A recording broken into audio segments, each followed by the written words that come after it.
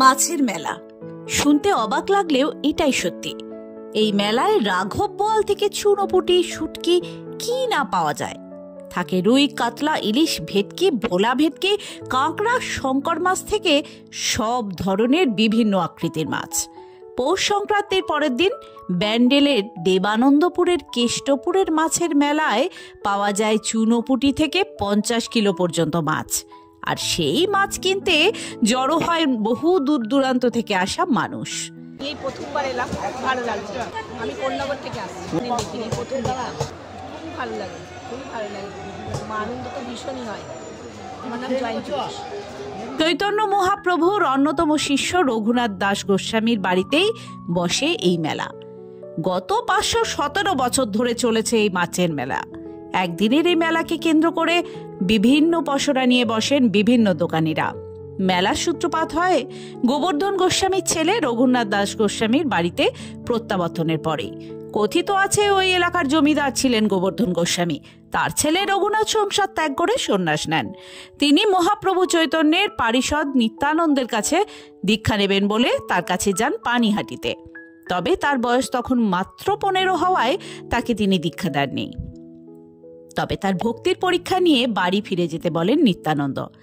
দীর্ঘ 9 মাস পর বাড়ি ফিরে আসেন রঘুনাথ। সেই আনন্দে বাবা গোবর্ধন গোস্বামী গ্রামের মানুষকে খাওয়ানোর সিদ্ধান্ত নেন। গ্রামের মানুষ তার ভক্তির পরীক্ষা নেওয়ার জন্য তার কাছে কাঁচা আমের ঝোল ও ইলিশ মাছ খাওয়ার আবদার করেন। তিনি ভক্তদের বলেন বাড়ির পাশে আম গাছ থেকে জোড়া আম পেড়ে আনতে এবং পাশের জলাশয়ে জাল ফেলতে। সেই অনুযায়ী জাল ফেলতেই জোড়া ইলিশ মেলে। একই সঙ্গে গাছ থেকে আম আনতেই অবাক হয়ে যান গ্রামের মানুষ। তারপর থেকে প্রতি বছর ভক্তরা রাধা গোবিন্দ মন্দিরে পুজো দেওয়ার পাশাপাশি মাছের মেলার আয়োজন করেন।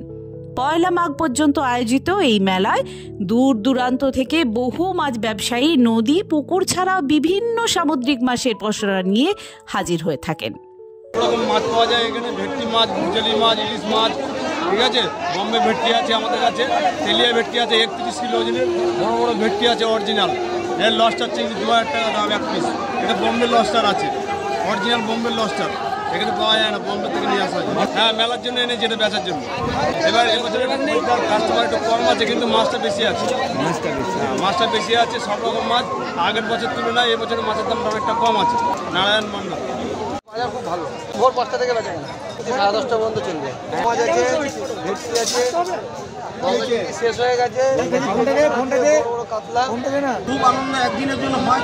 সব বাইরে থেকে দূর থেকে লোক আসে। এখানে শুধু মাছ মেলা না, সব রকম পাওয়া যায়।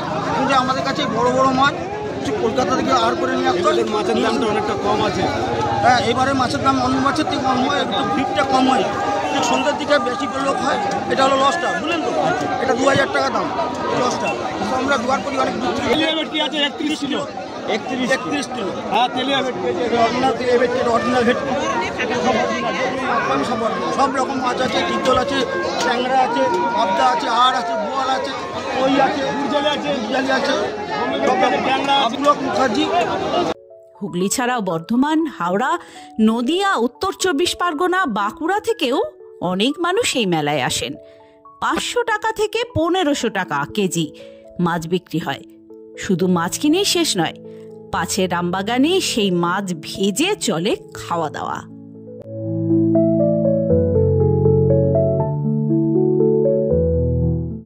Bureau report, Hooghly Times.